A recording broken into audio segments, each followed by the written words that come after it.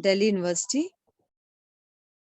and he has more than four-year experience in accounting, taxation, and GST. And he is social worker. He has a good knowledge about computer hardware. He has worked for NGO like Saksham Bharati and Magic Bus. Abhishek ji.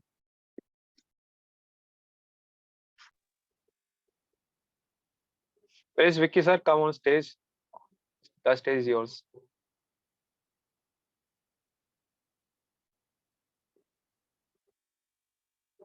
Good evening everyone. Good सबसे evening पहले आप sir. सभी good evening good evening sir. पहले good evening. सबसे पहले आप सभी को वेलकम कि आज आप सब जुड़े हैं हमारे साथ। तो शिक्षा रोजगार सोसाइटी के थ्रू जो आज हमारी 8th क्लास होने वाली है, जैसे आप सबको पता ही है, हमारा बैंक रिकंसिलिएशन स्टेटमेंट। तो आज हमको समझना है कि बैंक रिकंसिलिएशन स्टेटमेंट होता क्या है, क्यों बनाया जाता है और कितने पीरियड पे बनता है। आज हम इस लेक्चर के बाद इसको समझ पाएंगे आसानी से। तो आज चलते हैं, हम स्टार्ट करते हैं अपना बैंक रिकंसिलिएशन स्टेटमेंट। अब बैंक रिकंसिलिएशन स्टेटमेंट जो आज हमारा जो लेक्चर होगा उसमें क्या क्या टॉपिक्स हम कवर करने वाले हैं। जो आज का हमारा लेक्चर होगा उसके अंदर हम ये these topics will be covered. Topic number 1 क्या होगा हमारा, types of cash book. BRS, bank reconciliation statement को बीआरएस भी बोलते हैं। और बीआरएस को समझने के लिए सबसे पहले आपको समझना पड़ेगा कैश बुक क्या होती है, उसमें समझना पड़ेगा टाइप्स ऑफ कैश बुक। उसके बाद हम समझेंगे कि व्हाट इज बीआरएस, बीआरएस का मतलब क्या होता है। फिर थर्ड पॉइंट में सीखेंगे हम पीरियड ऑफ बीआरएस, बीआरएस कितने कितने पीरियड के लिए बनाया जाता है और किस किस एंटिटी के लिए बनाया जाता है। फोर्थ नंबर पे बात करेंगे why passbook showing reverse sign with golden rules of accounting. जो आपकी पासबुक आपने देखी होगी, जो आप अकाउंट्स पढ़ते हो, उससे बिल्कुल रिवर्स साइन में हमारी पासबुक का साइन नजर आता है, चाहे वो डेबिट हो या चाहे क्रेडिट हो। तो उसके पीछे क्या रीजन होता है, what is the reason behind that, उसके बारे में भी हम जानेंगे। आप सबको पता है ना पासबुक पे उल्टा साइन होता है, पता है कि नहीं पता किसी को? अच्छा चलो बात सुनी आ रही। और उसके बाद हमारा नेक्स्ट टॉपिक आएगा banking system. Banking system for clearing the cheque. जब भी हम बैंक में चेक डालते हैं या चेक डिपॉजिट करते हैं तो वो बैंक क्लियर चेक जो होता है हमारा क्लियर कैसे होता है, जो प्रोसीजर होता है 1 से लेकर 3 दिनों का, उस 3 दिनों में क्या क्या होता है उसके बारे में हम जानेंगे। और लास्ट में हम देखेंगे कि बैंक रिकंसिलिएशन कैसे किया हम लोगों ने। तो आज चलते हैं, फिर हम अपना स्टार्ट करते हैं आज का topic BRS, bank reconciliation statement. सबसे पहले बात करेंगे टाइप ऑफ कैश बुक। हमारे पास कितनी तरह की कैश बुक होती है। सबसे पहले इसको समझने के लिए हमें बात करनी पड़ेगी कैश बुक क्या होता है। Cash book is a statement which is covered receipt of the cash transaction and payment of the cash transaction. Cash book होती है जो कैश के रिसीव और कैश की जो पेमेंट होती है, जो उसको रिकॉर्ड करती है, उसको बोलते हैं कैश बुक, जो कैश का आना और जाने को रिकॉर्ड करती है। एग्जाम्पल के लिए आपने अभी जर्नल एंट्री कभी ना कभी पढ़ी होगी। आपके पास कैश आया तो आप क्या बोलते हो, cash account debit to Ram, आपको विकी राम सर से सॉरी पैसे फॉर आए। इंटरप्टिंग, बट स्क्रीन ये विजुअल नहीं है अभी आपका। विजिबल नहीं,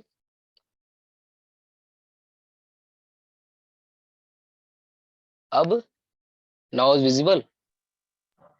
नो सर। नहीं नो अभी भी सर। नहीं आ रहा।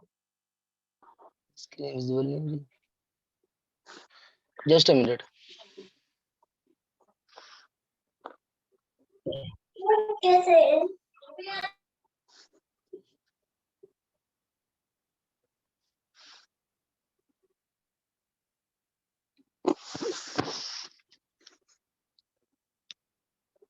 अभिषेक, मैं आपको पीपीटी सेंड कर रहा हूँ, क्या पता मेरे सकता है मेरे ऐप इसमें प्रॉब्लम आ रही हो, बट मैं ट्राई करता हूँ कि आपको विजिबल हो जाए।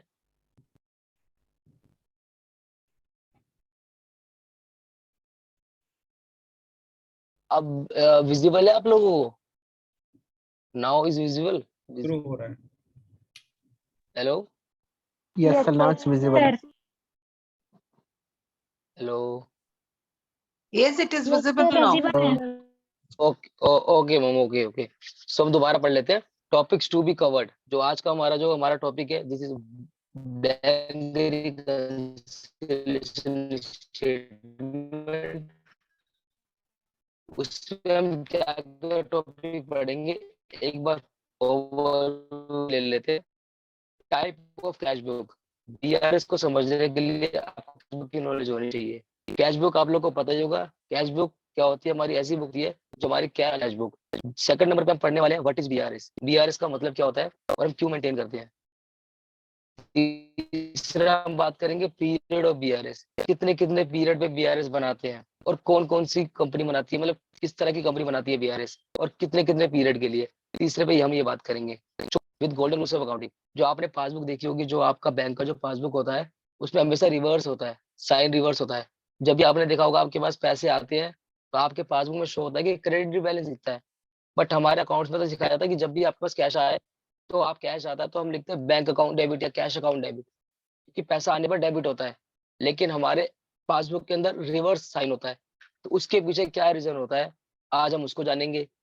फिफ्थ पॉइंट पे बात करेंगे कि banking system for clearing the cheque. जब भी आप चेक को बैंक के अंदर डिपॉजिट करते हो तो तुरंत क्लियर नहीं होता। It will take around 1 to 3 days for clearing. तो बैंक सिस्टम जो होता है 1 से लेकर 3 दिन जो लेता है चेक को क्लियर होने में, उसके पीछे क्या रीजन होता है उसके ऊपर बात करेंगे। और लास्ट जो हमारा टॉपिक होगा उस पर हम पढ़ेंगे बैंक रिकंसिलेशन। बैंक रिकंसिलेशन बनाएंगे। तो हम स्टार्ट करते हैं हमारे पहले टॉपिक के ऊपर, कैश बुक के बारे में। Types of cash book. Cash book कितने प्रकार की होती है? आप सभी ने अपनी 11th-12th क्लास में पढ़ाई होगा, जो कॉमर्स बैकग्राउंड से। अगर नॉन कॉमर्स बैकग्राउंड भी होगा तो भी कोई दिक्कत नहीं है। बात करते हैं कैश बुक के बारे में। 3 तरह की कैश बुक होती है। एक होती है single column cash book, double column cash book, एक होती है ट्रिपल कॉलम कैश बुक। बात करते हैं सिंगल कॉलम कैश बुक क्या होता है। सिंगल कॉलम कैश बुक क्या होता है? जिसके अंदर सिर्फ only cash transactions are recorded. जिसके अंदर सिर्फ कैश ट्रांजेक्शन ही रिकॉर्ड होती है उसको बोलते हैं single column cash book. Example के लिए आपने कैश डिपॉजिट कराया तो आपने क्या लिखा, cash account debit to bank account. तो आप कैश वाले जो आपका जो कैश कॉलम होगा उसके अंदर डेबिट साइड में आप कैश के अंदर बैलेंस डाल दोगे कि कैश अकाउंट हमारे पास कैश आ गया। वो हो गया सिंगल कॉलम कैश बुक। वही आपका सेकंड होता है double column cash book. Double column cash book में क्या होता है, आपका एक कैश बुक बनती है, कैश का कॉलम बनता है, दूसरा आपका बैंक का कॉलम बनता है। कैश और बैंक दोनों का कॉलम बनता है। एग्जाम्पल के लिए आपने क्या किया, बैंक से कैश विड्रॉ किया। जब भी आप बैंक से कैश विड्रॉ करते हो तो क्या एंट्री मारते हो, cash account debit to bank account. जब भी आप कैश विड्रॉ कर रहे हो तो कैश आपके पास आ रहा है। जब कैश आएगा तो कैश डेबिट होएगा, because debit the receiver credit the giver. ये आपने गोल्डन रूल्स अकाउंटिंग में पढ़ा ही होगा। फिर आप क्या एंट्री मार रहे हो, cash account debit to bank account.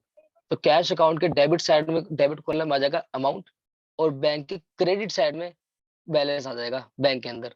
तो इससे क्या होगा, हमारी double column cash book maintain होगी। तीसरी बात है हमारा ट्रिपल कॉलम कैश बुक, जिसके अंदर हमारा कैश बुक भी होती है, बैंक कॉलम भी होता है और थर्ड आपका डिस्काउंट कॉलम भी होता है। आपने कोई प्रोडक्ट लिया उसमें डिस्काउंट दिया तो उससे जो उसकी वैल्यू कम हो जाती है उसको हम डिस्काउंट वाले कॉलम में शो कर देते हैं। तो ये हमारी तीनों तरह की कैश बुक हमारी कवर हो गई यहाँ पे। Single column cash book, double column cash book और आपकी तीसरी ट्रिपल कॉलम कैश बुक। ये होती है हमारी कैश बुक। ये आपने समझ लिया। और जो कैश बुक होती है बेसिकली बिजनेस जो होते हैं हमारे वो मेंटेन करते हैं। हम आगे चलते हैं हमारे नेक्स्ट टॉपिक के ऊपर। आप सबको कैश बुक के बारे में पता चल गया होगा वैसे। अब बात करते हैं व्हाट इज बीआरएस, जो हमारा आज का मेन टॉपिक है। BRS is a statement that is prepared for reconciling the difference between balances as per the cash book bank column and passbook on a given date। मतलब bank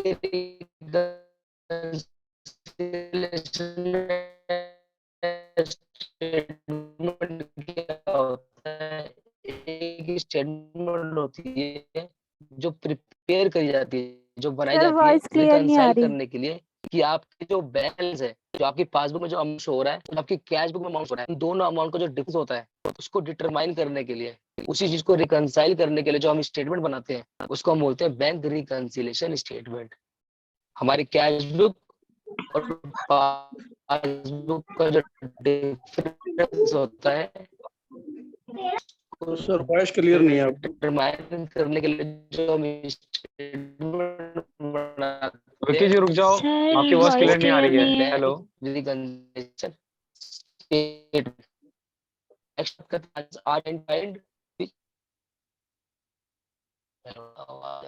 हाँ voice clear नहीं है। रुक जाओ, एक second रुको। हाँ जी, हेलो, अब क्लियर आ रही है आवाज? हेलो, अच्छा हाँ अच्छा। आ रही है, ठीक है ठीक है। Yes sir. नेटवर्क का इशू है विक्की में, चल थोड़ा आप देखिए।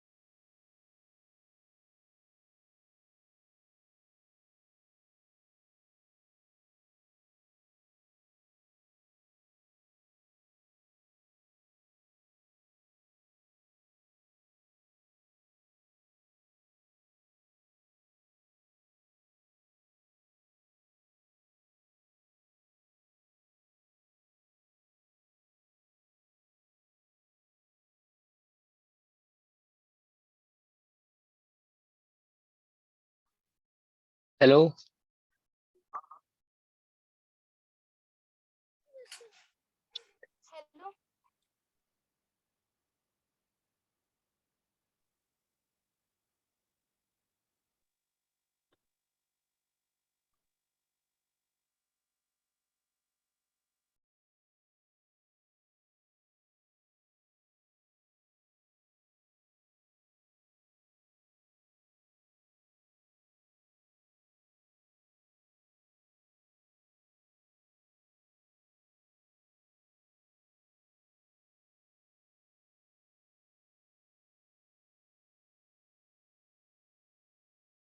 क्या देख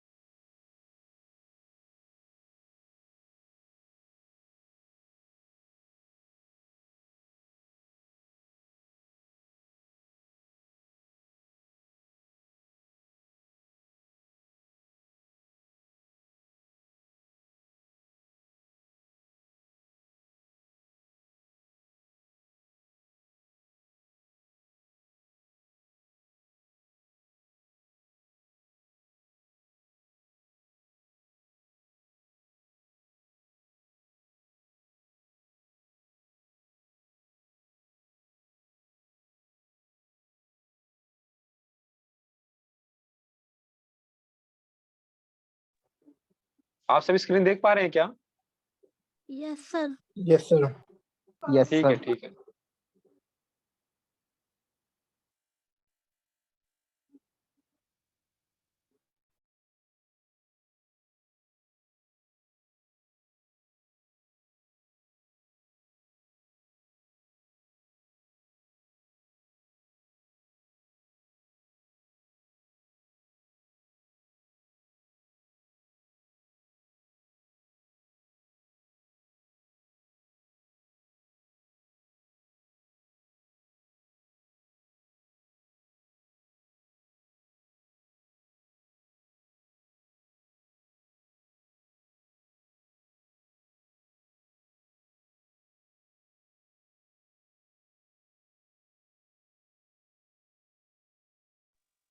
विक्की अपने आप को अनम्यूट करके स्टार्ट करो, ठीक है?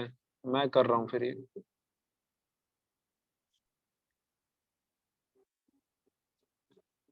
हेलो।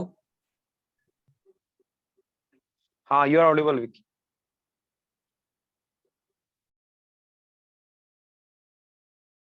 हेलो।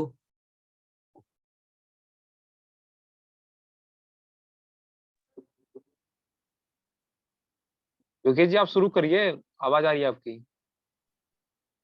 हेलो।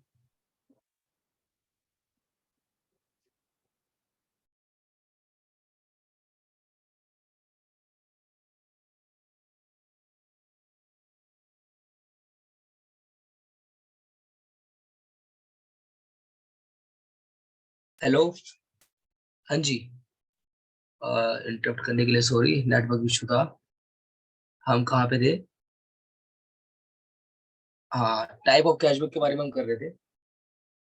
हाँ जी, तो ये टाइप ऑफ कैशबुक हमारा खत्म हो चुका था, हम नेक्स्ट पे आने वाले थे। तो नेक्स्ट पे आ रहे हैं हम। Next slide Abhishek. What is BRS भी हमने कर लिया था कि जो डिफरेंस होता है हमारा पासबुक का और कैशबुक का, जो डिफरेंस होता है उस डिफरेंस को डिटरमाइन करते हैं हम। डिफरेंस डिटरमाइन करके उसको बोलते हैं हम BRS. This is called bank reconciliation statement. Next चलते हैं हमारी नेक्स्ट स्लाइड के ऊपर। हाँ जी, जो बीआरएस कैन बी, बीआरएस बनाने का पीरियड क्या होता है? ये बड़ी कंफ्यूजिंग वाली पीरियड होती है बच्चों बच्चों के लिए, बड़ा कंफ्यूजिंग सा पॉइंट होता है कि बीआरएस कब बनता है, कितना कितना बनता है। बीआरएस कैन बी या मंथली, क्वार्टरली, हाफ ईयरली या फिर yearly, depending on the business. आपका बिजनेस मान लो बहुत बड़ा है, बहुत वाइड है, काफी करोड़ों की टर्नओवर है आपके बिजनेस की, तो जो आपका बीआरएस होगा मंथली बनेगा, क्योंकि ट्रांजेक्शन बहुत सारी होंगी ना, और जब ज्यादा ट्रांजेक्शन होती है तो रिकंसाइल करने में उतनी ज्यादा प्रॉब्लम आती है। तो हम मंथली बीआरएस बनाएंगे। क्वार्टरली मतलब थोड़ी सी ज्यादा, थोड़ी कम होंगी उसकी ट्रांजेक्शन। हाफ ईयरली मतलब और भी कम ट्रांजेक्शन होंगी, इसको रिकंसाइल करना आसान होगा। और ईयरली का मतलब ट्रांजेक्शन बहुत कम होंगी, इसको रिकंसाइल करना अगर साल में एक बार भी करेंगे तो आराम से हमारी रिकंसाइल हो जाएंगी। तो BRS can be a monthly, quarterly, half yearly and yearly. Okay, next.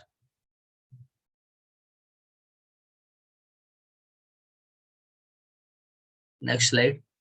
Yes, why passbook showing reverse है। अभी आपको मैंने जब आपको इंडेक्स कराया था, मैं इंडेक्स कराते वक्त मैंने आपसे बात करी थी कि वाई पासबुक शोइंग रिवर्स है।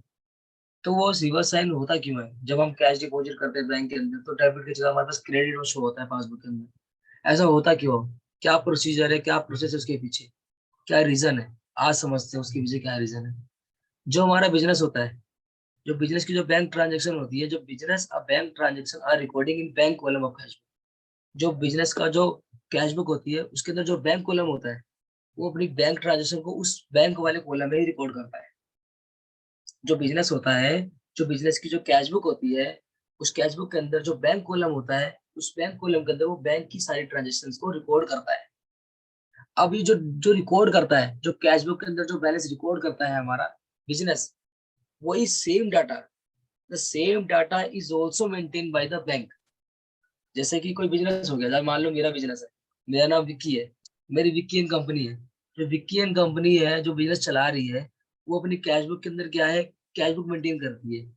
कैश का आना, कैश का जाना, कि मैंने कैश जमा कराया बैंक में या बैंक से कैश विड्रॉ करा, तो उस सारी ट्रांजेक्शन को मैं अपनी कैश बुक के अंदर रिकॉर्ड करता हूँ।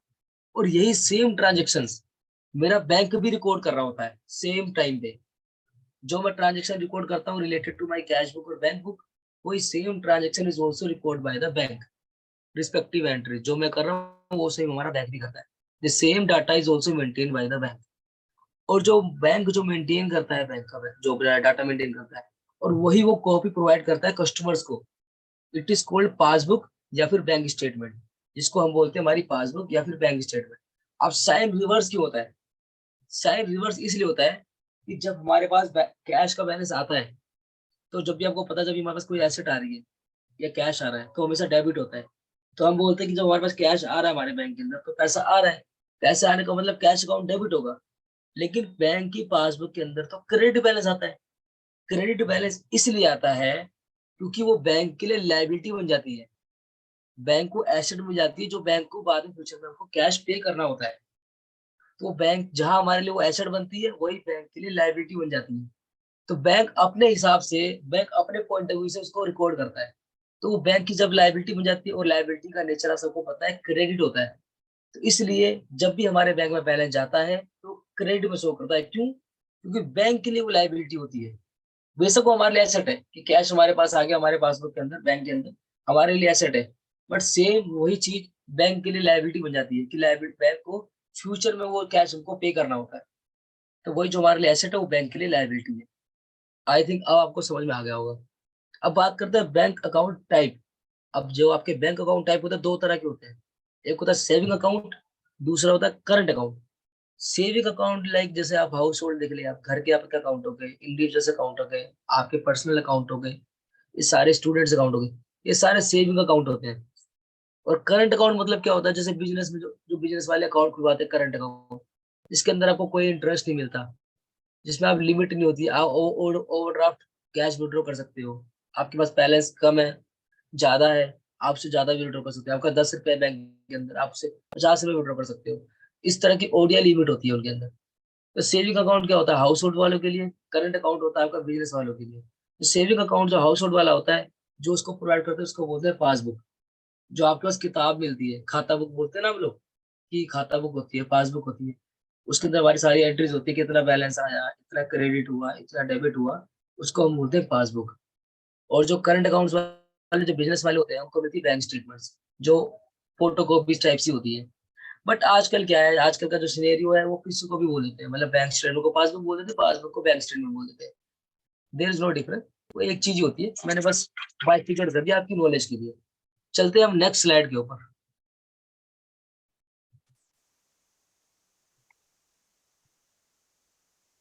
हाँ जी, अब हम एक चीज सीखेंगे यहाँ पे। There may be a situation that bank transactions are appearing in cash book may not be same as appearing in passbook या बैंक स्टेटमेंट। मतलब इसका मतलब क्या हुआ कि ऐसी भी स्थिति आती है हमारे पास जिस समय पर जो हमारी बैंक ट्रांजेक्शन जो हमारी कैश बुक में आ रही होती है, कि जो हमारी कैश बुक जो बनी होती है, जो बैंक ट्रांजेक्शन आ रही होती है, वो हमारी मैच नहीं होती हमारे पासबुक से। जो हमारी कैश बुक में जो बैलेंस होता है बैंक का, वो मैच नहीं हो रहा होता हमारी पासबुक से। कैश बुक नहीं होती मैच हमारी पासबुक से। अब आपको ऐसे समझ में नहीं आएगा, मैं आपको इसको एग्जांपल के साथ से समझाऊंगा। इस एग्जांपल से आपको परमानेंट के लिए क्लियर हो जाएगा बीआरएस। तो चलिए हम नेक्स्ट स्लाइड पे चलते हैं, जिससे आपको पता लग जाएगा कि पासबुक और कैश बुक आपस में कैसे मैच नहीं हो रही है। तो अब इसको समझने के लिए आपको बहुत बढ़िया एग्जाम्पल मैंने बना रखा है, बैंकिंग सिस्टम। बैंकिंग सिस्टम आपको समझना बहुत जरूरी है बीआरएस को समझने के लिए।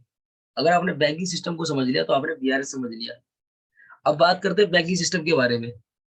बैंकिंग सिस्टम में एग्जांपल आपके सामने लिखा हुआ है, एक मिस्टर अमित है। Mister Amit has account in PNB account, PNB bank. एक अमित नाम का बंदा है जिसके पास अकाउंट है, जिसका पीएनबी अकाउंट के अंदर है। और अमित ने क्या किया, वो पीएनबी अकाउंट से उसने एक चेक इशू करा 1 दिसंबर 2022 को। अमित ने एक चेक इशू करा 1 दिसंबर 2022 को मिस्टर राम को, कि भाई साहब जी ये मिस्टर राम को उसने एक चेक इशू कर दिया 1 दिसंबर को। अब जो मिस्टर राम है, mister Ram has an account in SBI bank account. जो मिस्टर अमित के पास था वो पीएनबी अकाउंट था, और मिस्टर राम के पास था वो एसबीआई अकाउंट था। मिस्टर अमित ने मिस्टर राम को एक चेक इशू करा 1 दिसंबर 2022 को। अब 1 दिसंबर 2022 को चेक इशू हो चुका है, और उस टाइम पर हमारे मिस्टर अमित ने अपने कैश बुक में एंट्री मार दी है आप नीचे देख रहे होगे मिस्टर अमित वाले के नीचे लिखा हुआ है transaction in cash book bank column credit side, कि बैंक से पैसे जा चुके। जो मिस्टर अमित ने अपने कैश बुक के अंदर एंट्री मार चुका है कि mister Ram account debit to bank account, bank को क्रेडिट कर चुका है। क्यों? क्योंकि चेक निकल चुका है। जहां चेक इश्यू हुआ बैंक क्रेडिट हुआ, तो उसने क्या कर दिया कि अपने बैंक को क्रेडिट कर दिया। बट आगे देखिए आगे क्या होता है। अब mister Ram as account in SBI account, उसके बाद एसबीआई अकाउंट था। अब उसने क्या एंट्री मारेगा, ट्रांजेक्शन इस कैश बुक, वो तब मारेगा डेबिट साइड मारेगा। लेकिन मारेगा कब, अब मैं बताता हूँ। वो चेक को डिपॉजिट करेगा 4 दिसंबर 2022 को। चेक मिला 1 दिसंबर 2022 को। मिस्टर राम को चेक रिसीव हुआ था 1 दिसंबर 2022 को, लेकिन मिस्टर राम ने चेक डिपॉजिट करा है बैंक के अंदर 4 दिसंबर 2022 को, 3 दिन बाद डिपॉजिट करा है। चेक की जो वैलिडिटी होती है, आपको पता होगा चेक की जो वैलिडिटी होती है वो 3 महीने की होती है। आपने एक बार चेक बना दिया तो आप उसके विदिन 3 मंथ्स के अंदर आपको डिपॉजिट करना होता है, अदरवाइज वो इनवैलिड हो जाता है। तो हमारे मिस्टर राम जी ने क्या किया, 1 दिसंबर वाले चेक को 4 दिसंबर को जाके बैंक में डिपॉजिट कर दिया अपने एसबीआई अकाउंट के अंदर। अब आप सबको पता ही होगा, आप लोगों ने सुना ही होगा कि जब भी हम चेक डिपॉजिट करते हैं अपनी बैंक अकाउंट के अंदर, तो bank will take around 1 to 3 days for clearing the cheque. जो हमारा बैंक होता है वो 1 से 3 दिन लेता है किसी भी चेक को क्लियर होने में। अब वो 1 से 3 दिन तो लेता है चेक को क्लियर होने में, वो लेता क्यों है, इसके पीछे क्या रीजन होता है, वो हम आगे बढ़ेंगे कि ये चेक क्लियर होने में 3 दिन लेता क्यों है। चलते हैं हम अपनी नेक्स्ट स्लाइड के ऊपर।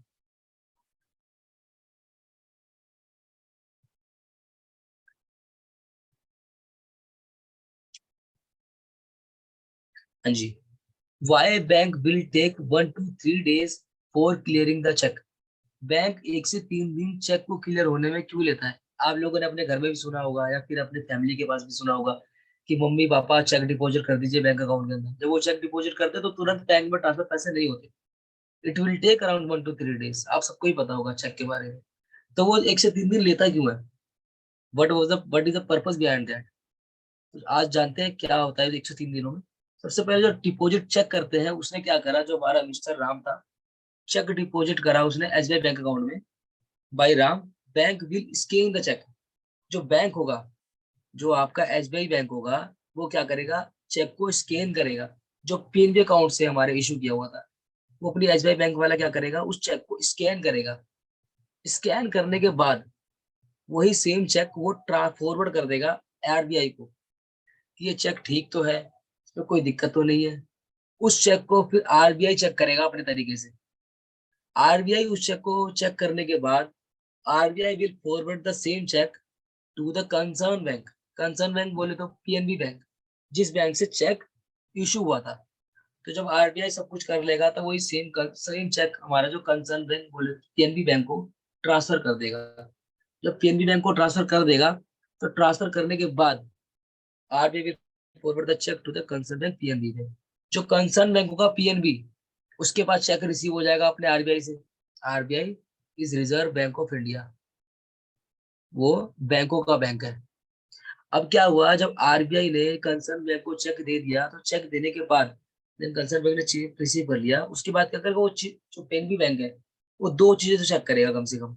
पहली चेक करेगा कि भाई जो आपका सिग्नेचर है, जो सिग्नेचर हम इतने किए हैं, वो सिग्नेचर मैच हो रहे या नहीं हो रहे चेक के अंदर, पहली बात तो ये।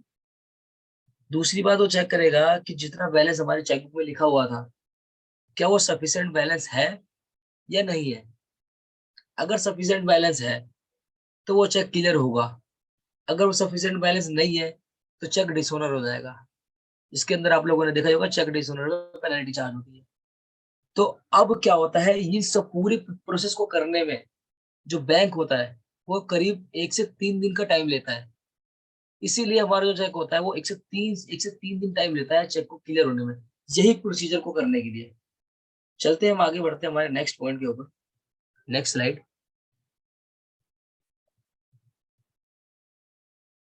हाँ जी, जो आपने पूरी अभी कहानी देखी हमारी राम और अमित वाली, अब हम बात करते हैं जो चेक हमारा क्लियर हुआ है वो 7 तारीख को हुआ है। 1 तारीख को हमने चेक इशू करा था, 4 तारीख को डिपॉजिट करा था, और 7 तारीख को चेक क्लियर हुआ है 3 दिन के बाद। क्योंकि आपके पीछे प्रोसेस था जो मैंने आपको पहले बता चुका हूँ कि 3 दिन का प्रोसेस होता है। तो प्रोसेस खत्म हो गया हमारा और 7 तारीख को हमारा जो चेक था वो क्लियर हो गया। अब 7 तारीख को जब हमारा चेक क्लियर हो जाएगा, तो क्लियर होने के बाद जो अमाउंट होगा, जो पैसा होगा, amount from mister Amit account transfer to mister Ram account, जो मिस्टर अमित के अकाउंट से जो बैलेंस होगा, जो पीएनबी बैंक अकाउंट था, उसका सारा जो बैलेंस पैसा होगा वो ट्रांसफर हो जाएगा हमारे मिस्टर राम के अकाउंट में। क्योंकि जो मिस्टर अमित ने अपने पीएनबी बैंक से चेक इशू करा था मिस्टर राम को, तो मिस्टर अमित ने जब बैंक को ट्रांसफर करा चेक मिस्टर राम को, जो भी पीएनबी का जो बैलेंस होगा वो हमारे एसबीआई वाले अकाउंट में आ जाएगा, मतलब मिस्टर राम के पास पैसा आ जाएगा। अब जितना भी जो ये एंट्रीज हुई है, जो भी हमारी जो प्रोसीजर हुआ है, चेक इशू हुआ, डिपॉजिट हुआ, फिर क्लियर हुआ, उन सबको होने के बाद at the end of the time जब हमारा चेक क्लियर हो जाता है, उसके बाद क्या होता है, bank will update the data on 7 December 2022 after clearing. जब हमारा चेक क्लियर हो जाता है उसके बाद बैंक अपडेट करता है। बैंक तभी अपडेट करता है जब रियल में ट्रांजेक्शन होती है। चेक इशू कर दिया आपने, बैंक में कुछ नहीं होता। चेक इशू करने से बैंक में कोई फर्क नहीं होता जब तक कि आप चेक को डिपॉजिट नहीं करते बैंक के अंदर। तो चेक जब जो बैंक जो होगा हमारा, जो bank will update the data on 7 दिसंबर 2022 को ही अपडेट करेगा, क्योंकि 7 दिसंबर 22 को ही हमारे बैंक में चेंज आएगा। राम का जो अमित का जो अकाउंट होगा वो कम हो जाएगा और वही सेम हमारे जो मिस्टर राम का अकाउंट होगा जो बढ़ जाएगा। और होगा कब? 7 दिसंबर को ही होगा। 7 दिसंबर को ही होगा हमारा। अब बात करते हैं 7 दिसंबर को क्या होगा। On 7 December 2022 mister Ram passbook will reflect the increase in balance. जो मिस्टर राम की जो पासबुक होगी, जो बैंक वाली पासबुक होगी, उसके अंदर इंक्रीज दिखेगा बैलेंस। क्योंकि मिस्टर राम का बैलेंस इसलिए इंक्रीज दिखेगा क्योंकि मिस्टर अमित ने अपने पीएनबी बैंक से ट्रांसफर कर दिया बैलेंस। तो मिस्टर राम का जो बैलेंस होगा पासबुक के अंदर वो इंक्रीज हो जाएगा। और वही whereas mister Amit passbook will reflect the fall in balance. Mister Amit ने जो चेक इशू करा था तो उसके बैंक से पैसे कट जाएंगे 7 तारीख को, जो पैसे कटने के बाद हमारे मिस्टर राम के पास आ जाएंगे। तो इस तरीके से बैंक हमारा जो बैंक जो डाटा अपडेट करता है वो करता है क्लियरिंग चेक। जब चेक क्लियर होता है तब करता है। अब बात करते हैं, हम आते हैं इसके बाद हमारा जो मेन टॉपिक है, जो बैलेंस मिसमैच। इस बैलेंस मिसमैच को जो ठीक करने वाला जो प्रोसीजर होता है ना, कि जो बैलेंस जो मिसमैच होता है हमारी पासबुक और कैश बुक के अंदर, उस मिसमैच को ढूंढना ही हमारा बैंक रिकंसिलिएशन स्टेटमेंट होता है। जो हमारी कैश बुक और पासबुक का जो डिफरेंस होता है, उस डिफरेंस को निकालने वाली जो ट्रांजेक्शन होती है जिसको हम आइडेंटिफाइड करते हैं, उस ट्रांजेक्शन को जो आइडेंटिफाई करते हैं उसको ट्रांजेक्शन को निकालना ही बैंक रिकंसिलिएशन स्टेटमेंट होता है। अब बात करते हैं बैलेंस के मिसमैच को क्या कहते हैं। आपने 1 दिसंबर 2022 को चेक इशू करा, उसी दिन आपने कैश बुक के अंदर एंट्री मार दी कि mister Ram account debit to cash account to bank account, कि मिस्टर राम अकाउंट डेबिट हो गया, बैंक मेरा क्रेडिट हो गया। बट एक्चुअल में क्रेडिट नहीं हुआ था। बैंक एक्चुअल में क्रेडिट हुआ था 7 दिसंबर को। 4 दिसंबर को चेक डिपॉजिट किया। 4 दिसंबर को चेक डिपॉजिट करने के बाद हमारा जो चेक क्लियर हुआ वो हुआ 7 दिसंबर को, 3 दिन बाद आफ्टर द प्रोसेसिंग। तो ये जो प्रोसीजर पूरा है, जो 1 दिसंबर 2022 की जो डेट है, उसके अंदर जो कैश बुक का जो बैलेंस आ रहा होगा वो क्या आ रहा होगा? कम आ रहा होगा। जो कैश बुक का जो बैलेंस आ रहा होगा उसमें बैंक बैलेंस कम आ रहा होगा। बैंक बैलेंस कम क्यों आ रहा होगा? क्योंकि हमने बैंक को क्रेडिट कर चुके थे। जब हम इसमें लिखा ना एंट्री इन कैश बुक लिखा हुआ है, एंट्री इन कैश बुक का मतलब क्या है? जिस दिन चेक इशू करा हमने उसी दिन कैश बुक में एंट्री मार दी कि mister Ram account debit to cash, mister Ram account debit to bank account. हमने जिस दिन चेक इशू करा हमने उसी दिन बैंक को कम कर दिया, हमने अपने बैंक को क्रेडिट कर दिया। बट एक्चुअल में क्या बैंक से बैलेंस कटे थे? नहीं, उस दिन बैंक का बैलेंस नहीं कटा था। क्योंकि बैंक का बैलेंस कटता कब है? जब चेक को डिपॉजिट करोगे। और चेक को डिपॉजिट करने के बाद फिर कब करता है बैलेंस? 3 दिन बाद, 1 से 3 दिन बाद जो हमारा बैंक प्रोसेसिंग करता है। तो अब क्या हुआ कि जो हमारा 1 दिसंबर को जो हमारा कैशबुक का बैलेंस होगा वो तो आ रहा होगा कम, और हमारा 4 तारीख को बैलेंस कम आ रहा होगा, हमारा 7 तारीख को बैलेंस आ रहा होगा, मैच हो जाएगा। तो इन चीजों को जो मैच करने की जो प्रोसेसिंग होती है उसको हम बोलते हैं बैंक रिकंसिलिएशन स्टेटमेंट। क्यों? क्योंकि हमने बैंक को तो पहले 1 दिसंबर को ही कम कर दिया, बट एक्चुअल में तो हमारा बैंक कम नहीं हुआ ना। हमारा बैंक तो एक्चुअली में तो हमारा 7 दिसंबर को बैंक कम हुआ था, तो 7 दिसंबर को बैंक कम करना चाहिए था। तो ये जो डिफरेंस आ रहा है 1 से लेके 7 तक का जो डिफरेंस आ रहा है हमारे बैंक और पासबुक के अंदर, हमारा जो डिफरेंस आ रहा है, जो ऊपर नीचे का बैलेंस हो रहा है, कभी बैंक कम हो रहा है, ज्यादा हो रहा है, इस बैंक को ही निकालना, इस डिफरेंस को ही निकालना बीआरएस कहलाता है, बैंक रिकंसिलिएशन स्टेटमेंट। चलते हैं अपनी नेक्स्ट स्लाइड के ऊपर। हाँ जी, तो हमारा जो लास्ट टॉपिक आ गया हमारा, उसको बोलते हैं हम रिकंसिलेशन। जितना भी हमने पढ़ा आज तक उसकी ये समरी है, तीन तीन लाइनों की समरी है बस। सबसे पहले क्या लिखा है, balance as per cash book. जो आपकी कैश बुक का जो बैलेंस आ रहा है वो यहाँ पर आ जाएगा। जो आप कैश बुक, जो बिजनेस, जो हमारा बिजनेस है जो कैश बुक मेंटेन करता है, उसका क्लोजिंग बैलेंस यहाँ पे आ जाएगा कि हमारे कैश बुक के हिसाब से हमारे बैंक में कितना बैलेंस होना चाहिए। उसमें जब प्लस माइनस कर देंगे, चेक इश्यू या फिर डिपॉजिट, जो अभी से आपसे बात हुई थी कि चेक डिपॉजिट कर दिया आपने लेकिन वो क्लियर थोड़ी हुआ था, तो उसको माइनस कर देंगे या प्लस कर देंगे। जो भी हम एडजस्टमेंट को प्लस माइनस कर देंगे चेक इश्यू और चेक डिपॉजिट को, उस एडजस्टमेंट को करने के बाद Excuse me, sir. जो हमारा नेट में जो बैलेंस बढ़ जाएगा वो बचेगा बैलेंस एज पर पासबुक। और जो बैलेंस एज पर पासबुक और balance as per cash book जब मैच हो जाएगा, इसको बोलते हैं बैंक रिकंसिलेशन स्टेटमेंट। और इन दोनों के बीच में जो एंट्रीज आ रही है, जो आपने देखा प्लस और माइनस, चेक इश्यू और डिपॉजिट, इनमें जो एंट्रीज आ रही होंगी इसको बोलते हैं आइडेंटिफाइड एंट्रीज। इसी एंट्रीज को हम बोलते हैं आइडेंटिफाइड एंट्रीज, जिसका हम रिकंसिलेशन बनाते हैं, जिससे हमारा बैंक और हमारा कैश पासबुक और हमारी कैश बुक दोनों मैच होती है। तो ये होता है हमारा बैंक रिकंसिलेशन स्टेटमेंट। अब अगर किसी को डाउट हो तो आप मुझसे पूछ सकते हो। सही रिकंसिलेशन वाला एक बार दोबारा एक्सप्लेन कर दोगे?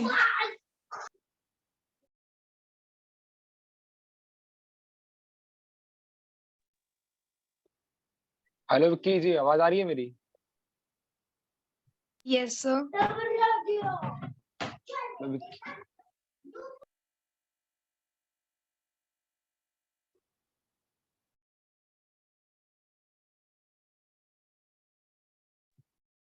अगर आप में से किसी का डाउट है, किसी को कुछ समझ में नहीं आया हमारी पीपीटी के अंदर, या कुछ भी समझ नहीं आया, ऐसा भी कोई बीआरएस में कोई पॉइंट विक, रह गया हो जो आपको लग रहा हो कि मुझे क्लियर नहीं हुआ, तो आप मुझसे पूछ विक्की जी, सकते आप हैं मुझे सुन बेझिझक। पा रहे हैं क्या? हेलो। पूछिए, सबका समाधान बताएंगे। और हाँ, आपको एक चीज वो बताना रह गया था, प्रैक्टिकल लाइफ में भी हम करते हैं बीआरएस। वो तो आपकी अलग से प्रैक्टिकल क्लासेस होंगी जिसमें आपको बताया जाएगा बीआरएस कैसे करते हैं टैली के अंदर। अगर आपको कोई डाउट है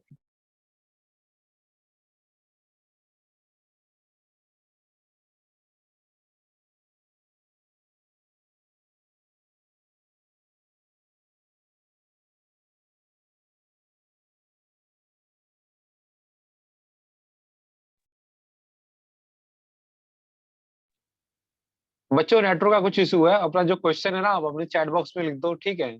तो वो देख के जवाब दे देंगे उसके हिसाब से। मैंने बोल दिया है। एक्चुअली मुझे ऑडियो आवाज नहीं आ रही, आप लोगों के डाउट्स में सुन नहीं पा रहा। आ रही आपकी आवाज आ रही है। विनती, जो आपका क्वेश्चन है वो आपसे चैट बॉक्स में डाल दो, ठीक है? और किसी का भी क्वेश्चन है जो वो चैट बॉक्स में लिख सकता है। Okay sir.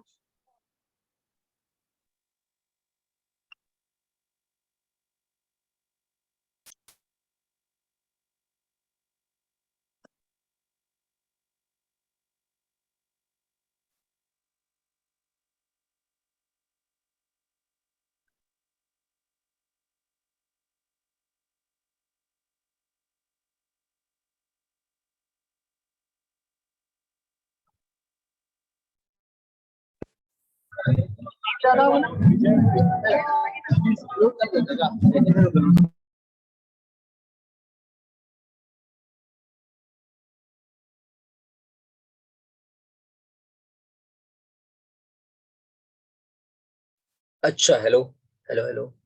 अच्छा, जैसे कि ये मेरे पास क्वेरीज आ रही है। पहली क्वेरी आ रही है हमारी विनीति अरोड़ा। विनती अरोड़ा, हाँ विनती अरोड़ा की हमारे पास पहली क्वेरी आ रही है।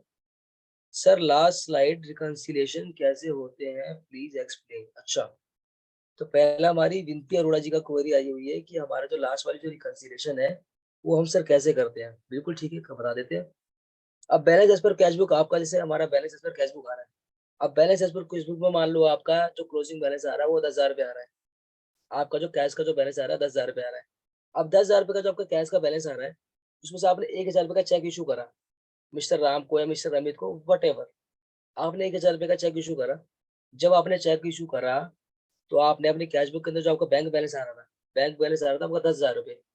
₹1000 का आपने बैलेंस इशू कर दिया मिस्टर राम को, चेक इशू कर दिया, तो आप एंट्री क्या करोगे, mister Ram account debit to bank account, ठीक है, आप एंट्री करोगे mister Ram account debit to bank account.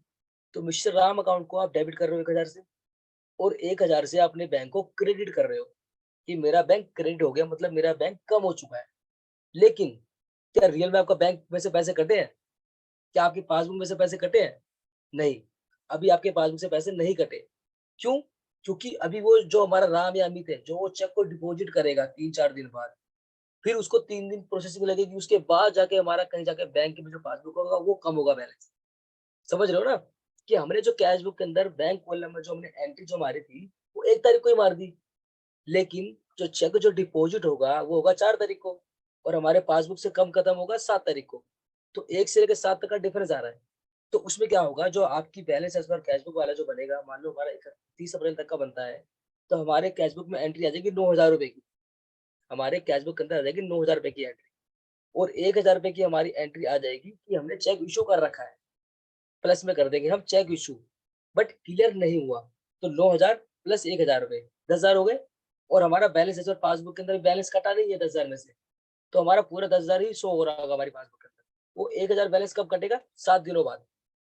4 दिन बाद जब इशू करेगा, 4 दिन बाद जब डिपॉजिट करेगा, और 3 दिनों बाद जब हमारा चेक क्लियर होगा, तो 7 दिनों बाद बैलेंस चेंज होगा हमारे पासबुक के अंदर। अभी हमारा कोई बैलेंस मैच नहीं होगा, तो balance as per cash book में आ जाएगा आपके 9,000 रुपए का बैलेंस, क्योंकि 1,000 रुपए आपने इशू कर दिया बैंक से, चेक इशू कर दिया, और चेक इशू का 1,000 का बैलेंस आपका पॉजिटिव में आ जाएगा, प्लस 1,000 रुपीज आ जाएगा।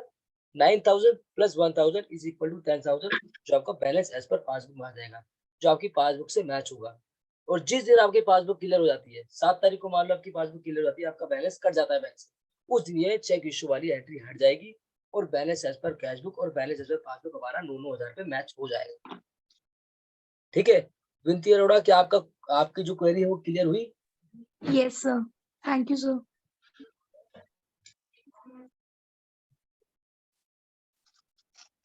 अब विनती अरोड़ा जी के बाद हमारी नेक्स्ट क्वेरी है। अब विनती अरोड़ा जी का रिप्लाई तो नहीं आ रहा, विनती क्वेरी को सॉल्व हुई कि नहीं हुई। हम नेक्स्ट चलते हैं, सेकंड क्वेरी आ रही है हमारी। अच्छा आ तो रहा है, yes sir thank you, okay you are welcome. Next query आ रही है हमारी शाहनवाज स्टूडेंट है हमारी, वो स्टूडेंट है हमारा, उनका क्वेरी आ रहा है, which kind of bank passbook we have, single, double और triple, which kind of bank passbook we have single, double और ट्रिपल। अच्छा आप पूछ रहे हो कि जो बैंक पासबुक है वो हमारी किस तरीके की है ना, सिंगल है या फिर डबल है या फिर ट्रिपल है। मैंने आपको क्या बताया था कि सिंगल वाले में क्या होता है, सिंगल वाले में क्या होता है, सिर्फ कैश ट्रांजेक्शन रिकॉर्ड होती है, ठीक है। और बैंक वाले में क्या होता है, वो डबल कॉलम में क्या होता है कि आपकी कैश वाली कॉलम भी आता है, बैंक वाला कॉलम भी आता है, ठीक है। और आपका ट्रिपल कॉलम में क्या होता है, आपका कैश भी आता है, बैंक भी आता है, डिस्काउंट भी आता है। तो आपने पूछा कि हमारी जो पासबुक है वो कौन सी वाली कॉलम है, वो कौन सी है, सिंगल कॉलम है, डबल कॉलम है, ट्रिपल कॉलम है। तो आपका जो आंसर है वो है सिंगल कॉलम। सिंगल कॉलम इसलिए क्योंकि उसमें क्या है कि हमारा सिर्फ सिंगल आ रहा है, कैश या बैंक, तो हमारा सिर्फ बैंक कॉलम ही आ रहा है, बैंक से रिलेटेड ट्रांजेक्शन आ रही है हमारी, तो वो सिंगल कॉलम हो गया। एक आ रहा है हमारा रितिका चौरसिया, इनकी क्या क्वेरी आ रही है, single cash book. Single cash book तो आपको बहुत आसान है, सिंगल कैश बुक का मतलब क्या होगा, सिंगल कैश बुक का तो मतलब ये हो गया ना सिंपल सा, कि आपकी कैश बुक है, कैश बुक आपकी डेबिट साइड में हो गई, क्रेडिट साइड में हो गई। आपने कोई भी कैश में ट्रांजेक्शन कर रहा है, आपने कैश इशू करा है, चाहे कैश रिसीव करा है, एग्जाम्पल के लिए आपने किसी को कैश दिया है, जैसे आपने राम को कैश दिया, तो आप एंट्री क्या करोगे, Ram account debit to cash account. आपने राम को कैश दिया तो Ram account debit to cash account हो गया, तो कैश आपका कम हो रहा है, तो कैश के क्रेडिट साइड में लिखा जाएगा बाई राम अकाउंट 500 रुपए से, तो आपके कैश में 500 रुपए का बैलेंस कम हो जाएगा। ये हो गया आपकी सिंगल कैश बुक। और अगर पैसे आ रहे हैं, मान लो पैसे आ रहे हैं आपको, किसी राम ने पैसे दिए, तो आप एंट्री क्या करोगे, cash account debit to Ram account. क्या हो गया एंट्री, अगर आपके पैसे आ रहे हैं, कैश में पैसे आ रहे हैं, तो आप एंट्री क्या करोगे, cash account debit to Ram account. तो सिंपल सी बात है, जब कैश आता है तो क्या होता है, वो एसेट नेचर का होता है, और एसेट जो होती है हमारी डेबिट साइड नेचर होती है। तो कैश अकाउंट के डेबिट साइड में डाल दोगे, कैश अकाउंट के डेबिट कॉलम में डाल दोगे, 500 रुपए आ गए, ये हो गया आपकी डेबिट साइड का ट्रांजेक्शन होगी। और क्रेडिट का मैंने आपको बता ही दिया, तो कैश बुक का आपका डेबिट साइड भी हो गया और आपका क्रेडिट साइड भी हो गया. Is there any query? Okay, got it, sir. Thanks for explain. Any other queries? Shahnawaz की हो गई, रितिका चौरसिया की भी हो गई, हमारी विनती अरोड़ा जी की भी हो गई. Is there any query? आप लोग क्या और कोई queries है रिगार्डिंग PRS या प्रैक्टिकल लाइफ से रिलेटेड भी कोई क्वेरीज हो आपके तो वो भी आप पूछ सकते हो, कोई दिक्कत नहीं.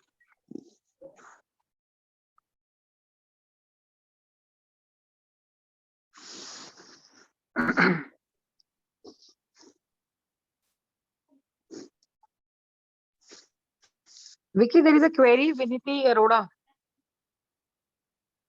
मैम बिनती अरोड़ा पूछ रही है कि सॉरी विक्की कि please explain practical concept of this topic with illustration. I think विनती अरोड़ा ये आई थिंक विक्की ने क्वेश्चन में इसको एक्सप्लेन कर दिया है पहले से ही एग्जांपल Yes, देके. sir. Yes, sir. I think- Sir, I- हाँ जी बोलिए कहाँ दिक्कत आ रही है बताओ आप. विनती अरोड़ा जी आपकी आवाज नहीं आ रही. Hello. in the form of sir journal entries जब हम practical कैश बुक और पासबुक तो वैसे कह रही हूँ मैं. वो अभी हम आगे क्लास में आपको प्रोवाइड करेंगे ठीक है. हेलो मेरे सुन पा रहे हैं क्या आप.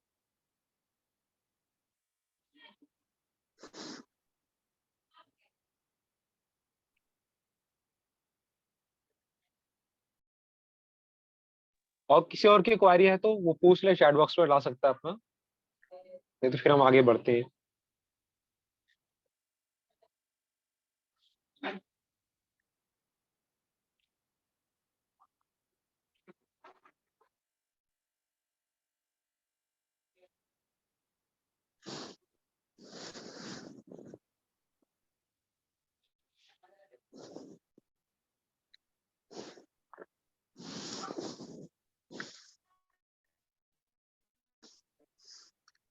सो अभी तक कोई क्वारी नहीं है तो मैं समझ रहा हूँ कि अब ये तो फिर हम आगे बढ़ते हैं. Amazing class.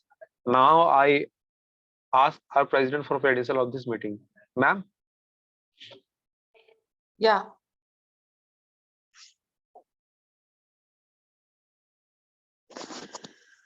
I think आज थोड़ा सा नेटवर्क इशू चल रहा है विक्की के एंड पे. बट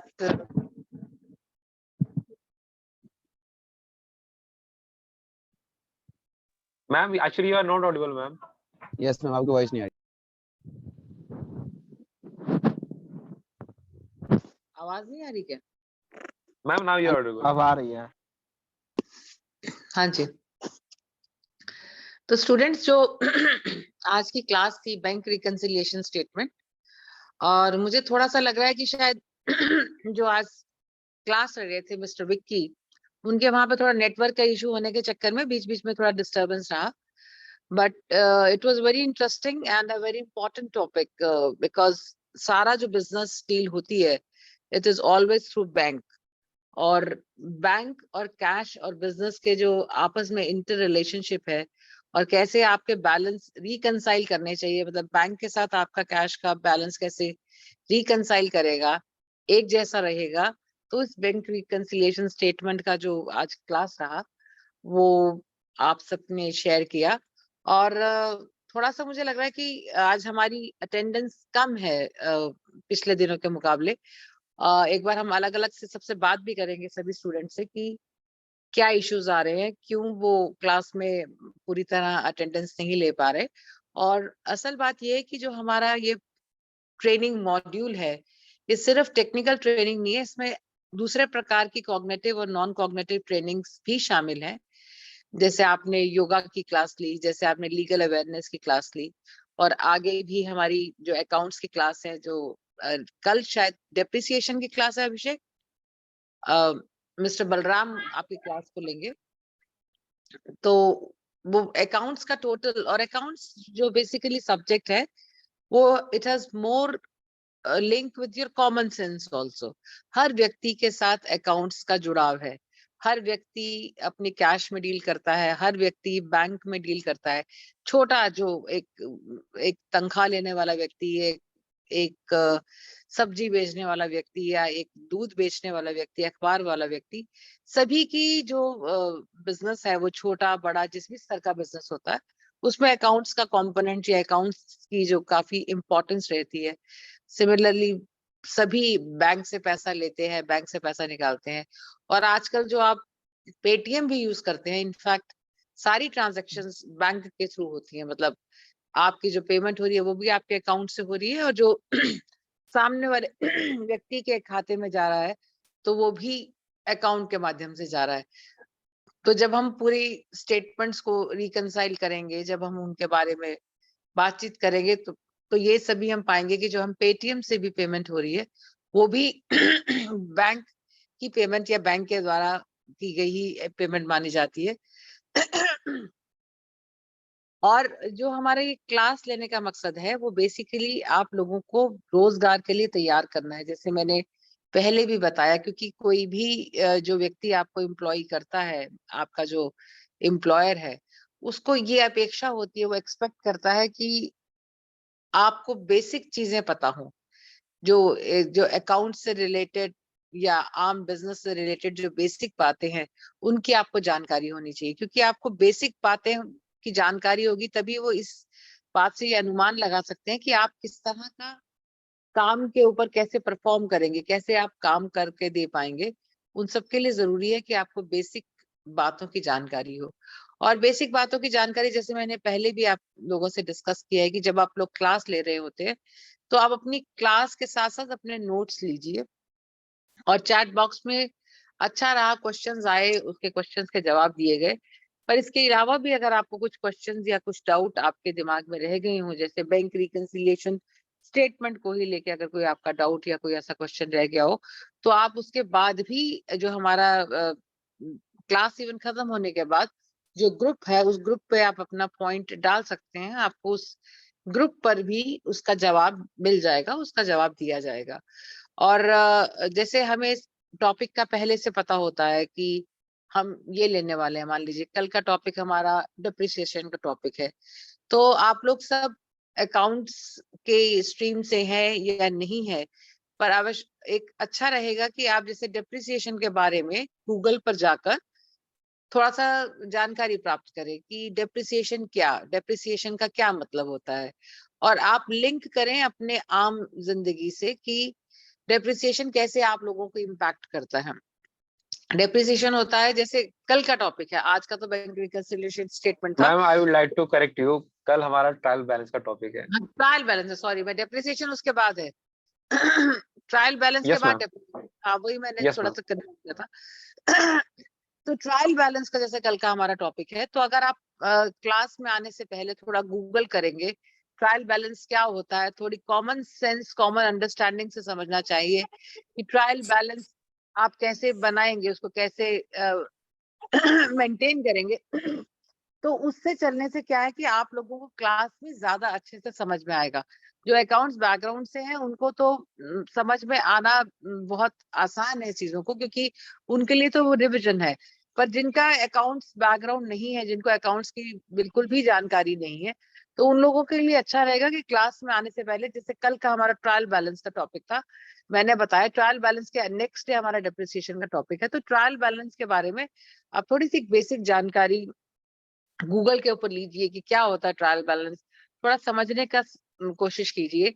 और क्योंकि आपने थोड़ा बेसिक समझा होगा तो उसके साथ भी ये होगा कि आप इस स्थिति में होंगे कि आप ट्रायल बैलेंस से संबंधित क्वेश्चंस पूछ पाएंगे, और क्वेश्चंस आप जब पूछेंगे तो एक व्यक्ति के क्वेश्चन से दूसरे लोगों को भी उसकी अंडरस्टैंडिंग होगी और वो सब्जेक्ट अच्छे से हम समझ पाएंगे। तो वही मेरी आपसे अपेक्षा है कि कल जैसे हमारा ट्रायल बैलेंस का टॉपिक है, आप सब एक बार थोड़ा थोड़ा गूगल पे जाकर उसके बारे में एक बेसिक जानकारी प्राप्त करेंगे कि ट्रायल बैलेंस क्या होता है। और ये कुछ चैट पे क्या आ रहा था, ma'am please add my number in the group. तो ये अभिषेक आप ऐड कर लीजिए। और आप जो जानकारी प्राप्त करें, मतलब ट्रायल बैलेंस आप अगर गूगल पे जाकर देखते हैं तो ये सोच के मत कीजिए कि मैं इसको क्यों कर रहा हूँ, आप ये समझ के चलिए क्योंकि आपके वो काम आने वाला है। ट्रायल बैलेंस भी आपके काम आने वाला है, क्योंकि आप कभी भी छोटा मोटा भी बिजनेस करेंगे, छोटी मोटी भी नौकरी करेंगे, तो आपको इसकी जरूरत पड़ेगी। मतलब अकाउंट्स ऐसी चीज है जो सबके बहुत जरूरत का काम होता है। सिर्फ नौकरी करने के लिए आपको अकाउंट्स आना चाहिए ऐसा नहीं, बल्कि अपनी लाइफ से रिलेटेड इश्यूज को रिजॉल्व करने के लिए भी आपको अकाउंट्स की अंडरस्टैंडिंग होनी चाहिए। तो यही मेरी आप सबसे एक रिक्वेस्ट है कि क्लास को और ज्यादा मीनिंगफुल बनाने के लिए आप थोड़ा सा क्लास में पहले से प्रिपेयर होकर आए। और दूसरी बात यह है कि क्लास को आप लोग टाइम से ज्वाइन करें।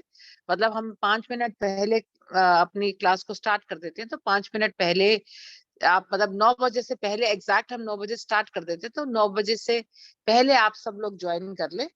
और विक्की ने बहुत अच्छे तरीके से सारी चीजों को एक्सप्लेन किया पीपीटी के साथ और अपने अनुभव के साथ। और विक्की का अपना जो एक्सपीरियंस है अकाउंटेंसी का वो भी इसमें रिफ्लेक्ट हुआ।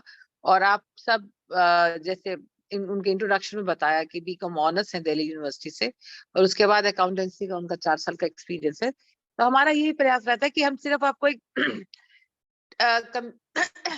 मतलब ट्यूशन ना देकर हम उन लोगों से आपकी इंटरेक्शन करवाएं जो कि उस फील्ड में काम करते हैं, जो उस फील्ड को जानते हैं बड़ी गहराई के साथ। तो आप सबका बहुत बहुत शुक्रिया कि आपने ज्वाइन किया, आपने पार्टिसिपेट किया, और अपेक्षा करते हैं कि आने वाली क्लासेस में और ज्यादा इफेक्टिवली आप पार्टिसिपेट करेंगे। समझा होगा तो और सवाल पूछेंगे, और सवालों के पूछने के साथ आपको उनके जवाब दिए जाएंगे। Yes, over to you Abhishek. Thank you, ma'am, for your address. Now I ask Omji for the vote of the thanks. Om, हाँ, आज की जो क्लास थी जो विक्की जी की बीआरएस के ऊपर, मैं आशा करता हूँ आप सभी बच्चों को समझ में आया होगा, और विक्की जी ने जो क्लास लिया है बहुत ही बढ़िया लिया है। और थैंक यू, और थैंक यू विक्की जी, और थैंक यू सारे स्टूडेंट जो अब आए। Thank you. और एक अभिषेक वो पीपीटी को शेयर करने के लिए बोला है, जी मैम, शहनवाज ने। ठीक है मैम, शेयर कर दूंगा मैं ग्रुप में। पीपीटी को शेयर कर दे। ठीक है मैम। ठीक है। सो क्लास हमारी यहाँ खत्म होती है, आप सभी लीव कर सकते हो, और अपने अटेंडेंस के लिए अपने नाम और अपने फोन नंबर, क्लास के 3 डिजिट आप लिख सकते हो ग्रुप चैट बॉक्स में। Thank you and good night all of you. Good night sir. और Good night, जिसको ऐड everyone. होना था ग्रुप में वो अपना जो टेस्ट कर ले मेरे नंबर पे, मेरा अपना नंबर ग्रुप में उसमें डाल दिया है चैट बॉक्स में, ठीक है।